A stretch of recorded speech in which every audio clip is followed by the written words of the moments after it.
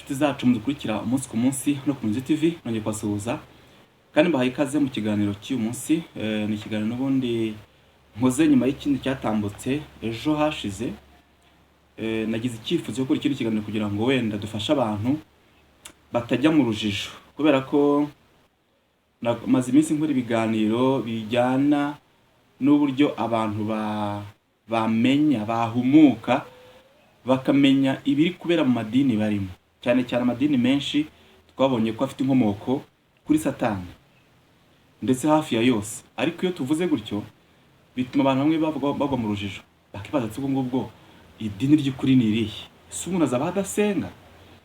Ese gusengera mu rusengero runaka ni ngombwa cyane? Ese umuntu atarugiyemo bwo ntiyasenga? Hari nk'umuntu umwe yanyandikira arambwira ati sengaho ngira inama mpitiramo ni irihe dini wumva nasengeramo. Ndabwira nti rero mwene data ntaryo naguhitiramo, ahubwo usenga Imana ikuyobore, ni ikuyobora aho izakuyobora ariho uzajya. Rero nakoze ikiganiro kugira ngo dukure abantu mu rujijo ku kijyanye n'amadini. Reka nsenge twinjire mu kiganiro nyirizina.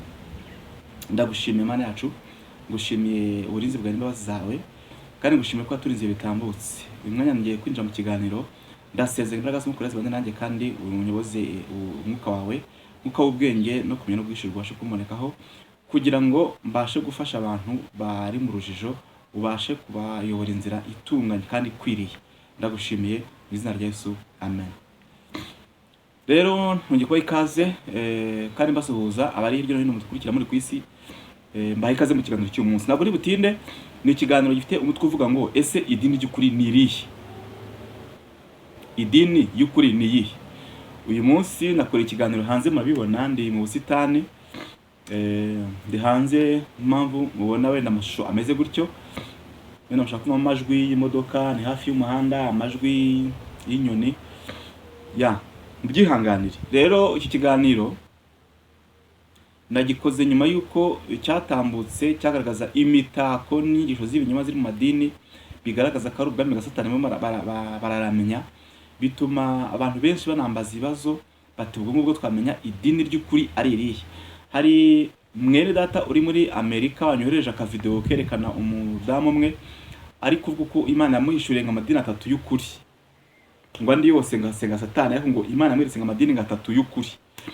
Nacyumvishije iyi video nayirebye nayo, ariko reka tuganire muri ubu buryo. Yesu atangiza umurimo w'ivugabutumwa hano mu isi, nta nyubako yihariye we yubatse cyangwa se yashinze, cyangwa se ministeri runaka wenda yivugabutumwa birumvikana, ngabwira abigishwa be ati mugumaha mwagura ubwami bwanjye ariko mugera mushinga insengero hirya no hino ku isi. Ntabwo ariko byagenze, ahubwo Yesu yigishaga mu mayira, mu masoko ahahuriye abantu benshi, akabwira ubwami bw'Imana akikomereza, akajya mu midugudu akayizenguruka, akajya Yudaya, akajya Samariya, akajya Yerusalemu n'ahandi hatandukanye, akajya za Galilaya, arimo kwigisha ubutumwa bwiza bw'ubwami bw'Imana, ariko ntiyigeze ashinga urusengero na rumwe. Icya kabiri, nta dini na rimwe Kristo Yesu yigeze ashinga. Aha wakwibaza ngo amadini yose ko amwitirirwa yo yakuye hehe uko gushinga amadini n'isengero, bo babikuye hehe? Turaza kureba inkomoko y'amadini akomeye amwe namwe mu isi abantu bashobora kuba batekereza ko yashinzwe na Yesu, ariko siko bimeze. Ndetse n'intumwa ze zamukurikiye n'abandi bigishwa bakomeje ryavuga butumwa ryo gusanga abantu mu midugudu no mu birorero no mu masoko. Nta hantu bigeze bashinga idini cyangwa se itorero runaka. Urugero ni Pawulo atumwa ku banyamahanga, ivuga butumwa ryaberaga mu mayira abiri, ahantu hahurira abantu benshi, mu masoko, mu maguriro n'ahandi hatandukanye, akaba profita, akababwiriza, agakomeza. Wa wundi ukijijwe, wa wundi wemeye kwakira Kristo, nawe akabwiriza abandi. Nuko natwe byagiye bitugeraho, niko abamisiyoneri bavuye mu Burayi no mu bihugu bitandukanye baza kwirakwiriza ubutumwa bwiza mu isi, ariko ikinyuranyo kirimo nuko baje bashinga amadini afite n'amazina n'inyito runaka. ijambo ry'Imana muri Yohana ibice 14 umurongo waho wa 6, Yesu yaravuze ngo ni njye nzira n'ukuri n'ubugingo, ntawe ujya kwa data ntamujyanye. Bivuze ko nta yindi nzira irimo twaboneramo agakiza uretse guca muri Kristo Yesu. Icyo ni icyambere. Ikindi, amadini menshi afite izindi nzira agiye acisha ku ruhande, ahimba ku ruhande, zitwereka ko dushobora kuboneramo agakiza. Hari mwene data umwe twaze tuganira, usenyera mu idini rimwe runaka, arambwira ati ariko buriya ati namaze kubona amadini menshi ibintu akora atari byiza, atari ko byibura bariya abantu avuga abakozi b'idini, ntavuze muri titre wenda either bishop, pastor, padiri, hagati aho ngaho, arambwira ati byibuze bapfa kuduhesha umugisha. Nkibaza, umuntu wanduye aguhesha umugisha gute? Umuntu w'umunyabyaha, ubizi neza ko ari umunyabyaha, ubizi neza ko ari umutinganyi, ubizi neza ko ari umusambanyi, ni gute aguhesha umugisha? Kandi ukumva uhawe umugisha, ukumva rwose urawakiriye. Icyo bwacyo ni ikibazo. Kaduhere wenda kuri amwe amadini akomeye mu isi. Ubundi amadini ni byiciro bitandukanye, harimo amadini manini afite izina mu isi, afite abayoboke benshi, twita mega churches. Mega churches yashinze imizi mu isi mu bihugu bitandukanye. Hakaba n'andi madini ariko mato yagiye avuka kuri andi manini ya big. Ayo mato yandi batanga sects, udu sect. Hanyuma dore kuri Catholic Church. Ubundi itorero rimaze kuvuka hatangiye akarengane, persecution cyangwa persecution. Akarengane k'itorero katanyanye no kwica izi ntumwa za Yesu no kuzibuza gukomeza kwigisha mu izina rya Yesu Kristo. Uko yigishaga mu izina rya Yesu Kristo, Yesu akabaha n'imbaraga zo gukora ibitangaza byo gukiza indwara n'ibindi, abantu barizeraga bagahita bayoboka ubukristo. Murabizi mu byakozwe n'umwa 3 guhera ku murongo wenda wa mbere, harimo inkuru y'uburyo Petero na Yohana bagiye ku rusengero ku isasa cyane bagiye gusenga, baje ku muntu wavutse uremaye, arabwira ati ntacyo dufite turi buguhe udutumbire. Petero arambwira ati mu izina rya Yesu Kristo nagutegetse haguruka ugende. Wa muntu umuga amaguru yombi arahaguruka aragenda. Bituma haba umuvurungano mu Bayuda. Idini rya Kiyahudi rigira ikibazo, riravuga riti aba bantu nitutabahagarika baratumaraho abayoboke, kuko abantu benshi barizeye babonye uyu muntu akize. Bafata Petero na Yohana barabakubita bashyira muri gereza, baravuga ngo ntimwonge, turabihanangirije kwigisha muri iryo zina. Ariko bakibarekura, Petero ababwiza ukuri, arabwira ngo igikwiriye ni ukumvira Imana kuruta abantu. Bakomeza kubwiriza muri rya zina, abantu bariyongera. Ntabwo rero izi ntumwa za Yesu zahagurukijwe no gushaka abayoboke bazikurikira ngo izi ntumwa zireherezeho abayoboke. Oya, bavugaga ubutumwa bubakura bukiza abantu ibyaha no kwihana. Hanyuma abantu babona n'imirimo y'Imana ikoze bagakurikira za ntumwa bagakizwa. Haje kuba ikibazo gikomeye rero, batangira kubica. Ubwo Paulo yahagurukaga atangiye kuvuga ubutumwa Yesu amuhamagaye nawe, aza kujya kubwiriza muri Roma. I Roma habaho ikintu gikomeye, abantu benshi barizera, biza gutuma ubwami bwa Roma bwakonezaga isi yose bwari buyobowe n'abamperori bagiye batandukanye, bahagukiye kwica abakristo kugira ngo baceceke bakomeze kubwiriza muri iryo zina, kuko abantu benshi barashyizwaga bakagarukira ubwami bw'Imana, bakava mu bigirwamana n'amadini yari ahari icyo gihe, kuko amadini yahozeho yari ahari n'icyo gihe. Nk'urugero, nko muri Roma hari amadini y'imyizere gakondo yo muri Roma ntari buze gutindaho, ku buryo nyuma y'uko abakristo batwikiwe i Roma, bamaze gutwikwa bamwe baricwa, ba Paulo bakatwa ibihanga, ariko babica abantu baje muri stade babona umutima ukomeye abakristo bafite no kwiyemeza kutihakana Yesu, bigatuma nabo bizera bagakizwa. Mbese mu rupfu rw'aba bandi bari guhamya Yesu havugagamo abandi bashyashya. Biza kurangira Roma ivuze iti ibi bintu ntabwo twakomeza kwitwara gutya, reka duhindure ubundi buryo. Satana abigisha ubundi buryo bwo gucengera noneho rya torero rya Kristo, ba bantu barimo babwiriza ubutumwa bagenda hirya no hino ku isi, ko niyo misiyo Yesu yabahaye muri Matayo 28 umurongo wa 28. Nimugende mu mahanga yose mwigishe mubwiriza abantu iby'ubutumwa bwiza bw'ubwami bw'Imana. Abazemera muzabatize muzajya twese n'iry'umwana n'iry'umwuka wera. Uko rero itorero ryajya ryaguka ritirundanyirije ahantu hamwe mu kizu icyo mwita insengero, ahubwo bagendaga babwiriza bagenda, byarangiye Satani akoresheje umwampereri wayoboraga Roma witwaga Constantine akora ikintu cyo kwigira hambo. Noneho bagabanya wa muvuduko wo kwica abakristo no kubarenganya no kubatwika, baravuga ngo reka none natwe twemere duhindukire tuba abakristo. Ampereri rero Constantine wayoboraga Roma aravuga ati reka noneho nanjye mbe umukristo, ariko mu buryo bw'uburyarya bwo kwicisha bugufi yemera kubatizwa, abatizwa ku gahanga.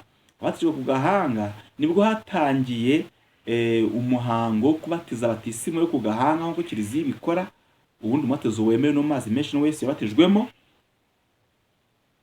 Biza kurangira Constantine bamugira inama baravuga ngo reka twiyegereza aba bantu, noneho tuzabacengere, tuzabinjiremo gahoro gahoro, tubahere mu mizi, tuzabarimbure gake gake duciye mu mizi, tutongeye kubica tumena amaraso, ahubwo twica ubugingo gake gake. Niyo tekinike Satani yabahishuriye. Nibwo hashinzwe rero Kiliziya Gatolika y'i Roma. Of course yaturutse i Roma, mu bwami bwa Roma bwa Constantine wari uriho icyo gihe nka ampereri mukuru w'ubwami bwa Roma. Nibwo rero ampereri Constantine yashinze ubukatolike muri 313. Nibwo hafite Kiliziya Gatolika ituruka i Roma. Iza rero imeze iti: habayeho guhuza imyizerere gakondo y'abaromani ba kera hamwe n'ubukirisitu. Bafata ibintu bimwe byo muri Bibiliya babishyiramo, ariko bahimba n'ibindi bitari muri Bibiliya byari bijyanye n'imihango y'ubupfumu no kuraguza no kuvugana n'abapfuye yo muri Roma ya kera. Baza gushyira icyiciro cya Kiliziya Gatolika i Roma ahantu bita mu mujyi wa Vatikani. Vatikani mu kilatini bivuga Vaticanus. Vaticanus mu gifaransa ni Vaticine. Vaticine bivuga gupfumura ukareba ibiri inyuma. Mu yandi magambo Vaticine ni ukuragura. Ni agasozi kariho abapfumu, kari agasozi abapfumu n'abarozi bo muri icyo gihe bo muri Roma bajyaga guhurira n'imyuka y'abadayimoni ikabaha ubuhanga n'ubwenge n'izindi mbaraga runaka. Hanyuma ku gasozi rero kitwa Vaticanus cyangwa se Vaticine gupfumura, gasozi k'abarozi, niho hashinzwe icyicaro gikuru cya Kiliziya Gatolika y'i Roma, i Vatikani. Urumva inkomoko ya Kiliziya Gatolika?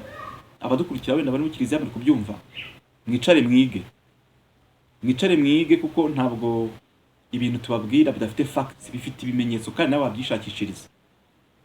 Mbibutse ko jewe ntari umuvugizi w'amadini. Cya kabiri, ntabwo mfite idini nashinze ntariyo nzashinga. Cya gatatu, ntabwo ndi gushaka abayoboke, oya.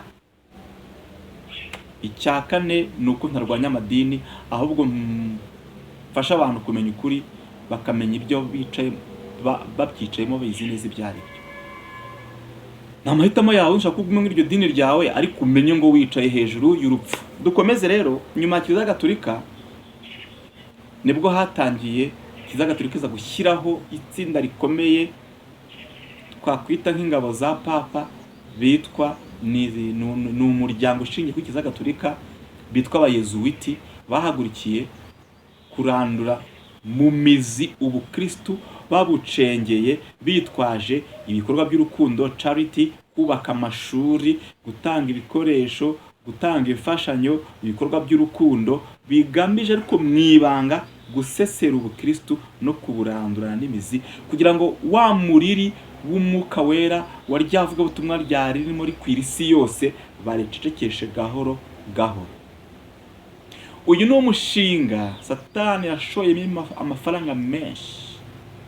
Bashinga amashuri akomeye yigisha filozofi za gisatanike, bashinga imyizerere ibyo teologiya, kandi amadini yose akoresha teologiya avuye Roma.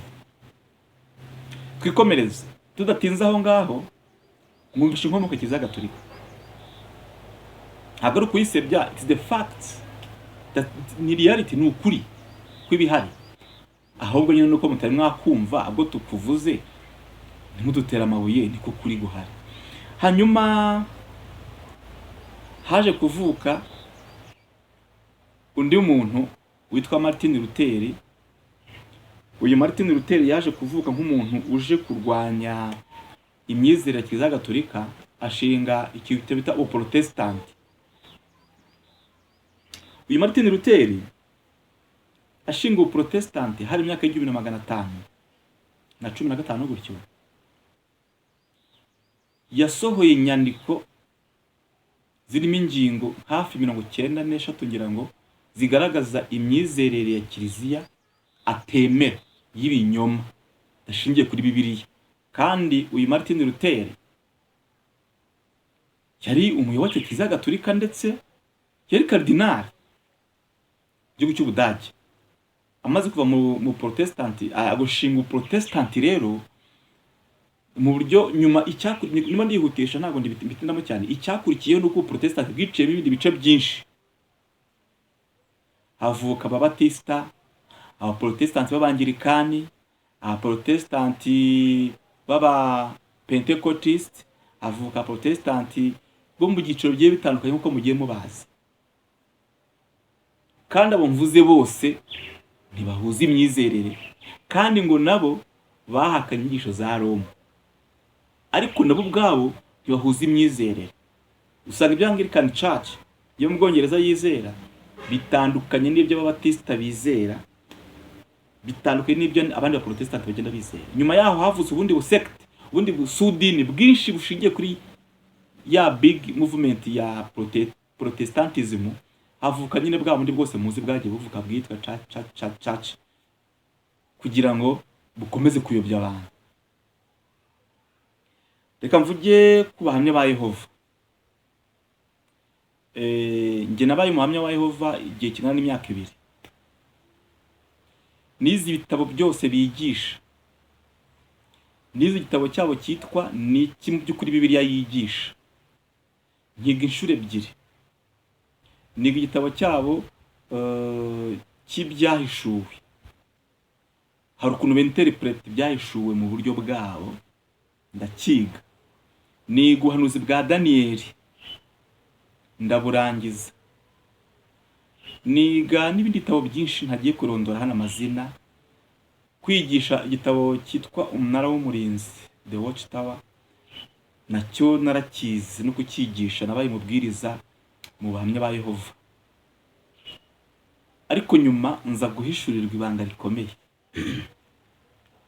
Rero amwe mu madini nayabayemo nzi imyizerere yabo. Ntabwo bizera umwuka wera n'imirimo y'umwuka wera, ntabwo bayemera. Ntabwo bemera ko abantu bazajya mu ijuru. Ntabwo bemera Yesu Kristo ko tumusenga cyangwa tumwambaza. Ntabwo bemera ibijyanye n'ubutatu butagatifu Trinity n'ibindi. Ariko uwashinze abahamya ba Yehova ni umugabo witwa Charles Taze Russell cyangwa se Charles Taze Russell. Ni umunyamerika wabayeho muri leta yitwa Pennsylvania mu 1870 niba ntibeshye. Hanyuma uyu mugabo Charles Taze Russell yaje gupfa mu 1916 nyuma y'intambara ya kabiri y'isi, aza gusimburwa n'uwitwa Joseph Rutherford. Hanyuma uyu Charles Taze Russell afite ikindi gitabo yanditse gikomeye cyitwa Thy Kingdom Come, cyangwa se ubwami bwawe buze. Utekereza ko ari inde yarimo ahamagara ngo ubwami bwe buze? Ushaka kuvuga uti ni Yehova, cyangwa se ni Yesu, cyangwa se ni Mesiya, cyangwa se ni Kristo. Ariko siko bimeze. Abahamya ba Yehova bafite imizi ahantu habiri. Umuzi wa mbere uri mu kintu bita Zionism movement. Zionism movement twayiganiriyeho, ni movement y'Abayahudi igamije kongera gushinga leta ya Isiraheli, kandi ikaba nka leta ya Isiraheli iri holy, cyangwa se leta iyobowe n'Imana ku isi. Nkuko tubona munsi Isiraheli iri, bo bizera ko abahamya ba Yehova n'abandi ba Zionist Isiraheli ari igihugu cy'Imana uyu munsi kiri holy, kandi biteguye ko Yesu wabo ndaza kumuvugaho mu kanya azaza akima ingoma ya Yerusalemu, kandi bizera ko ubwami bwa Yesu buzaba hano ku isi. Nibyo kuko Bibiliya birabyandika, ariko ntibizera ko itorero rizazamuka mu ijuru ngo rimare mu kirere imyaka 3 n'igice ripimirwa imirimo Antikristo y'ingoma ingoma ku isi, noneho rizagaruke mu isi riri kumwe na Kristo aje kwima ingoma y'imyaka 1000. Uyu Charles Taze Russell hari kino gitabo yanditse cyitwa The Divine Plan of the Ages as it is shown in the Pyramids, cyangwa se ngo imipango cyangwa se umuteguro mutagatifu, umuteguro wera w'uko imyaka yagiye isimburana kugeza kuza kwa Kristo. Birumvikana Kristo bavuga ndamukubwira ngo nk'uko byerekanywe hifashishijwe za piramide. Izi piramide zifite inkomoko muri Egiputa, muziko zubatswe n'abafarawo, kandi muzi imyizerere ya Egiputa kari ya myizerere idafite aho ihuriye n'ubukristo. Icya kabiri, iyi Zionism movement iri gutegura kuza kwa Antikristo mu cyimbo cya Kristo. Mwibutse ko abazionist atari abakristo. Mwibutse ko idini rya Kiyahudi ryitwa idini rya Kiyahudi nyine gutyo ryitwa mu Kinyarwanda, nkubwire ko atari abakristo. Cya mbere, ntabwo bemeye Kristo nk'umwana w'Imana. Icya kabiri, baramwiyiciye baramubamba, ntibaniteze ko azagaruka kuko ntabwo bigeze bamwakira ngo bamwemere. Bivuze ngo abazionist rero aho iri dini ry'abantu baba bari guturuka ntabwo ari ubukristo, ahubwo ni irindi dini rya Kiyahudi ritemera Kristo, ahubwo rishingiye ku mihango n'imigenzo ya kera yo mu isezerano rya kera. Byumvikana leta aho rihuriye na Kabale nababwiye y'Abayahudi, aho imyizerere yabo ishingiye ku mihango n'imigenzo yo mu isezerano rya kera, bigamije guhakana no kwirukana Kristo igitambo cy'abari mu isi bose. Abahamya ba Yehova rero bari kwitegura kwakira Antikristo, ntabwo ari Kristo. Igitabo kimwe nababwiye cyitwa kuriya, cyitwa The Divine Plan of the Ages as it is shown in the Pyramids, kigaragaza imva y'uyu nguyu n'andi mafoto agaragaza imva y'uyu mugabo Charles Taze Russell iri mu ishusho ya piramide iriho n'ibirango by'aba Freemasons. Icyo ubwacyo cyerekana ko inkomoko y'idini ry'abahamya ba Yehova atari inkomoko ya Kristo. Dukomeze.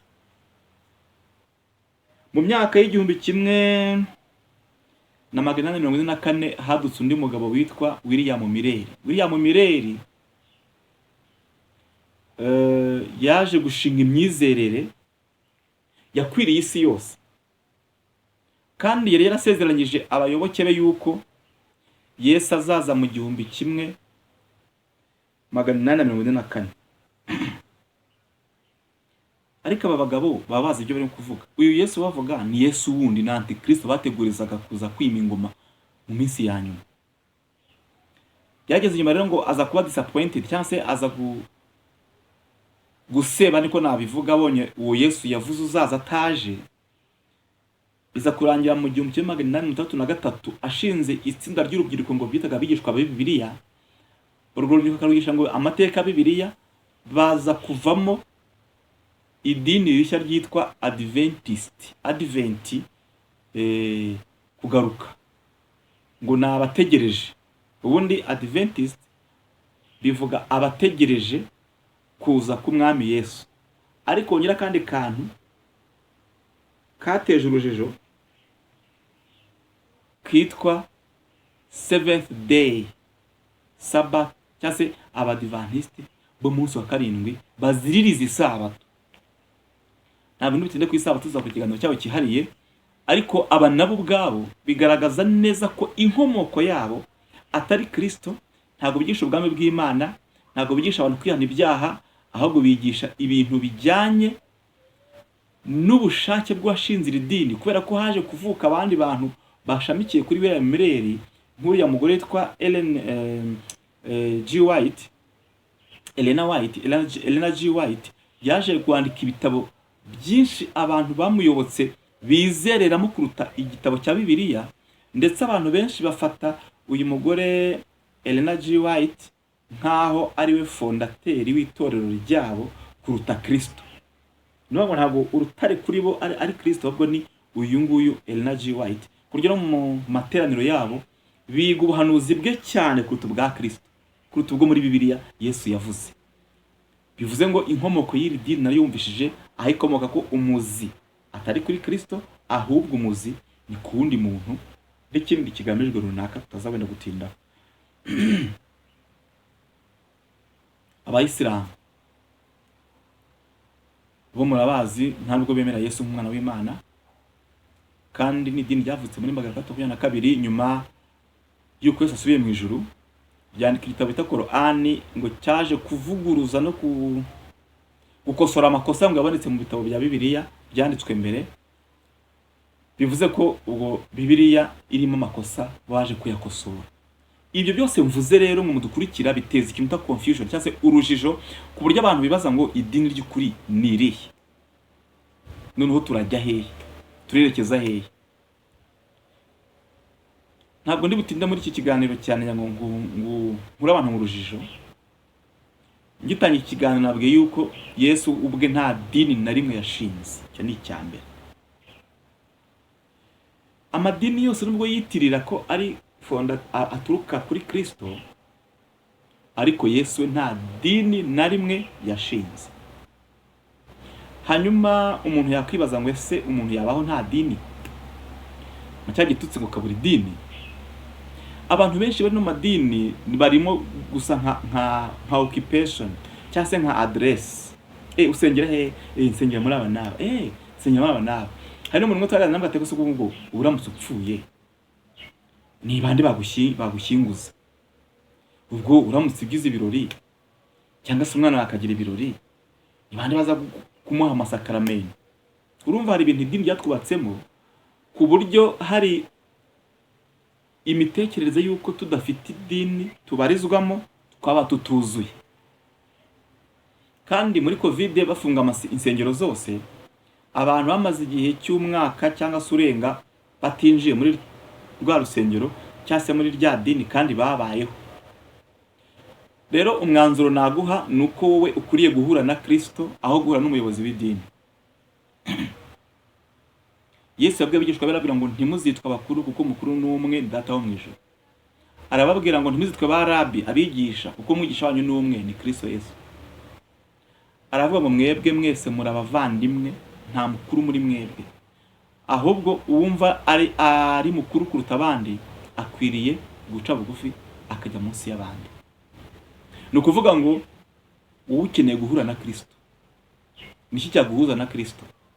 Ni padiri, ni papa, ni apotre, ni bishop? Oya, ni umutima wawe. Ni ukwimenya ko uri umunyabyaha, ugaca bugufi ukihana ibyaha byawe. Umara kwihana ibyaha byawe guhamagara Kristo akaza mu buzima bwawe, agahita kuzuza umwuka wera. Guhera uwo munsi ubaye umwana w'Imana.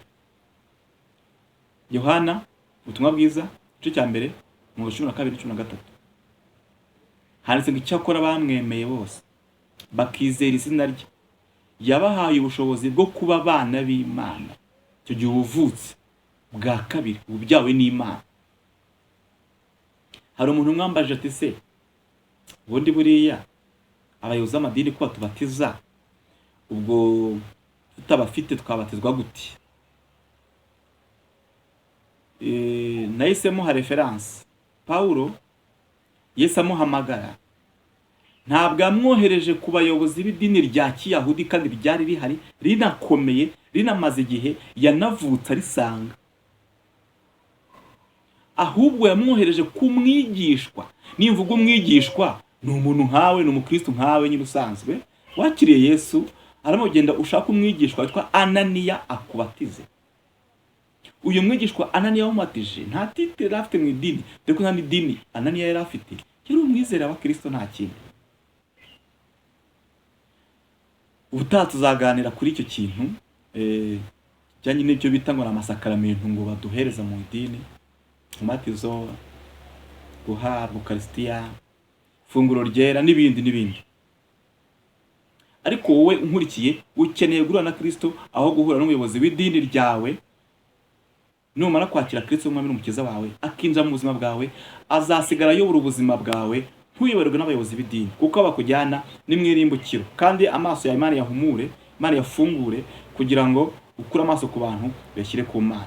Tugiye gusoza, ngiye gusenga mbashira kumwa kuri iki kiganiro. Nagira ngo muve mu rujijo rero. Twatanye twibaza ngo idini ry'ukuri ni irihe? Ntaryo. Kubera iki? Kuko ntaryo Yesu yashinze. Kubera iki? Kuko imyizerere dufite ishingiye kuri Kristo Yesu wapfiriye itorero kandi asezeranya akazaga kurijyana. Yohana 14 umurongo wa 1. Yarabyivuye ngo ntimuhagarike imitima yanyu, mwizere Imana nanjye munyizere. Mu rugo rwa Data hariyo amazu menshi, kandi nzagaruka mbajyane kugira ngo aho ndi namwe muzabeyo. Biravuze ngo nta dini Yesu yashinze, kandi n'abamukurikira ntibakwiriye gushinga amadini, ahubwo tuvuga ubutumwa muri ubu buryo. Wenda nibwo bugezweho, wenda mu gihe cya Yesu abantu baragendaga bakabwiza mu muhanda, mu masoko n'ahandi. N'ubu hari ababikora, njya mbabona barabikora, ariko uburyo bw'ikoranabuhanga Imana yaduhaye katubyaza umusaruro, n'abantu bamenye ukuri kw'ijambo ry'Imana babashe guhumuka. Ndabashimiye rero ko mwankurikiye. Uwagira ikindi kibazo yatubaza muri commentaire, nta kibazo, cyangwa se kuri WhatsApp yanjye, nimero iri ku kiganiro, kugusobanurira byinshi kurushaho. Duhora twiga, kandi umwigisha wacu rumwe ni Kristo Yesu. Ntabwo mbabwira amagambo yanjye n'amarangamutima yanjye, ahubwo mbabwira ushingiye ku ijambo ry'Imana. Imana y'amahoro ibahe umugisha. Reka dusenge. Ndagushimira Imana yacu kuba yanditse ku kiganiro kandi ukanshoboza. Gushimira umwanya duhaye kuri iki kiganiro. Nsengera abantu bose bari bukireba n'abacyumva, kugira ngo umwuka arabayobore kandi barusheho kwiga no kumenya byinshi, kuko twamenye neza ko amadini ari umurimo watangijwe na Satani kugira ngo abashe kunaniza itorero ryawe. Kandi Yesu wabyivugiye aravuga ngo itorero ryawe waryubatse ku rutare. Baravuga ngo naho amarembo y'ikuzimu yanyeganyega, yazikuka, ntabwo azarishobora. Aya marembo y'ikuzimu avugaga ni idini. Ndagushimiye ko watwubatse ku rutare. Ndagushimiye ko wanshoboje muri kiganiro, mu izina rya Yesu Kristo. Amen.